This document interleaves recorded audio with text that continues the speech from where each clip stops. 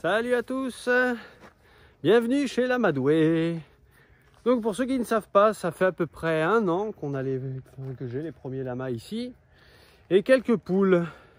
Alors aujourd'hui on va parler recyclage, recyclage des coquilles d'huîtres crues. Alors vous allez me dire à quoi ça sert?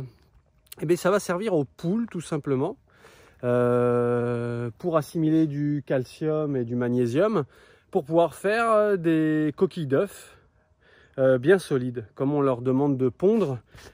Alors ici, nous, on n'est pas, pour ceux qui ne savent pas, hein, on n'est pas en mode intensif. Hein.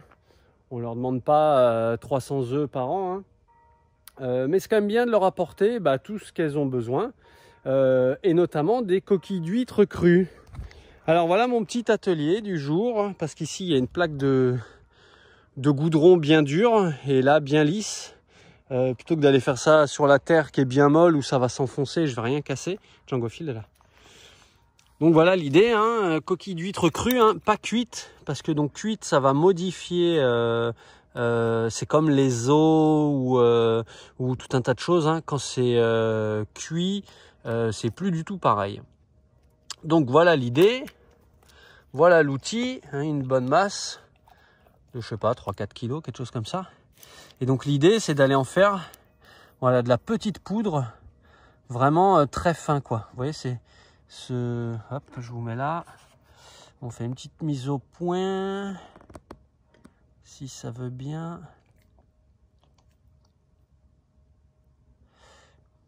Voilà, l'idée c'est d'avoir vraiment des tout petits morceaux que les poules puissent manger. C'est-à-dire... celui-là, je vais essayer voilà, de le mettre sur mon ongle. Celui-là, je pense que c'est un peu trop gros. Donc, il faut vraiment broyer ça finement. Donc, bien sûr, il y a tout un tas... Hop là, comme ça. Il y a tout un tas de produits qui se vendent, hein, pour les poules, hein, notamment des sachets comme ça, d'huîtres concassées. Mais voilà, pendant les fêtes... on en consomme régulièrement, ou des gens dans notre entourage en consomment régulièrement. Donc si vous avez, voilà, pour vous, dans votre entourage, des poules et des amis qui mangent des huîtres, ou des amis qui ont des poules, et bien voilà ce qu'il y a à faire. C'est pas compliqué. Là, faire ce tas-là, ça m'a pris 2 minutes, quoi. Hein. Là, je vais finir. En gros, pour faire ça bien et assez finement, je vais en avoir passé pour 10 minutes, un quart d'heure, quoi. Et j'en aurai pour un moment. Pour l'instant, pour ceux qui ont suivi les vidéos, il n'y a plus trop de poules. Il y a eu malheureusement le renard qui est passé, qui m'a embarqué le coq. Et j'ai vu qu'en fait, il avait embarqué aussi d'autres poules. Parce que comme vous pouvez le voir, elles sont en semi-liberté. Hein. La zone est très grande. Cet enclos fait 4 hectares. Donc bien sûr qu'elles ne vont pas sur les 4 hectares. Mais quand j'arrive, des fois, elles sont un peu dispatchées, quoi. Il y en a qui restaient plutôt avec le coq et d'autres qui allaient traîner des fois un peu ailleurs.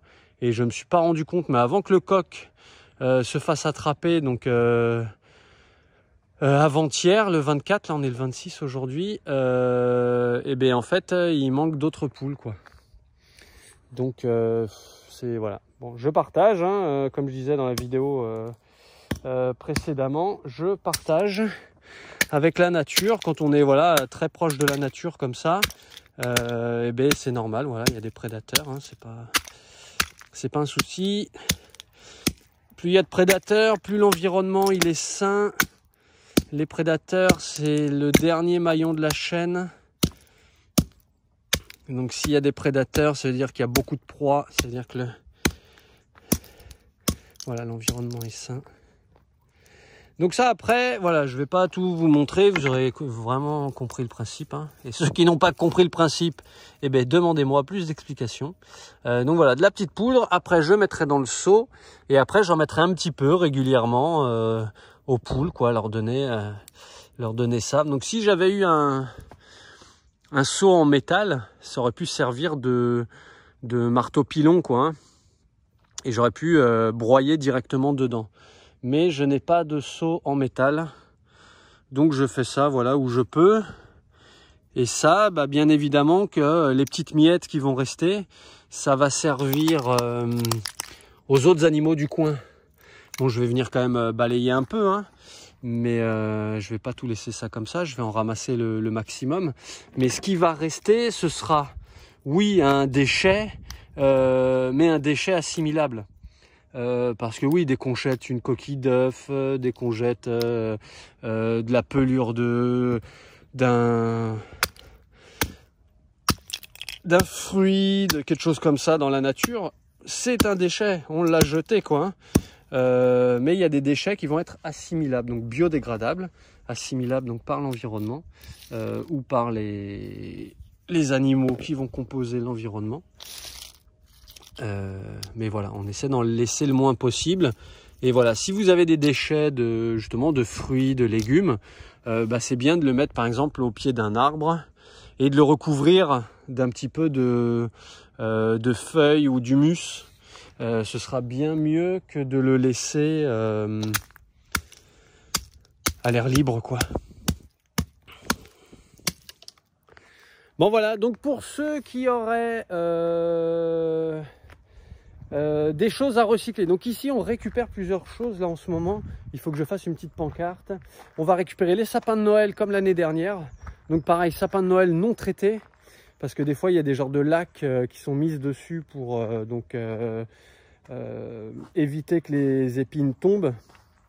Donc si possible des non traités. De toute façon les lamas ils les mangeront pas. Bon moi après je les laisserai sur le terrain, comme j'ai fait l'année dernière, ceux qui ne seront pas mangés.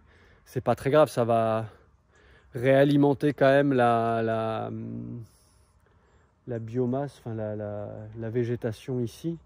Même si voilà, du traité, c'est quand même pas top, surtout pour les animaux, l'environnement encore un peu moins. Mais voilà, ça et de la cendre de cheminée. Donc 3 choses, si vous habitez pas loin de Murviel-lès-Montpellier et que vous avez de la cendre de cheminée, des coquilles d'huîtres, des coquilles de coquillage non cuites, parce que ça peut être des moules pour ceux qui sont friands de moules crus, voilà, du non cuit et du sapin de Noël. Voilà.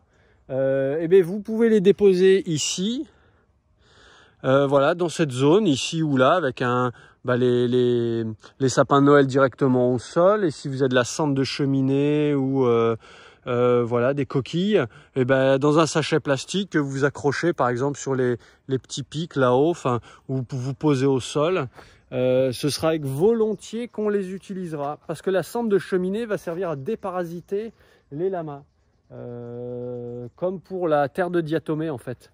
Ils vont se rouler dedans, les poules aussi, ça va permettre d'embêter les parasites qu'il y a sur eux, les parasites qu'il y aura éventuellement sur eux, et notamment au printemps quand il va y avoir l'arrivée des tiques. Donc voilà, si vous êtes dans le coin et que vous voulez participer voilà, à du recyclage en direct, hein, parce que souvent la cendre de cheminée, on jette ça un peu dans un coin ou on met ça carrément à la poubelle. Voilà, ici ça aura clairement une utilité, ça va être utilisé. Donc cendre de cheminée, sapin de Noël et coquillage cru. Voilà, si vous avez ça en stock, c'est avec plaisir qu'on les utilisera. Voilà, sur ce, je vous fais des bisous et bonne fête. À bientôt. Ciao.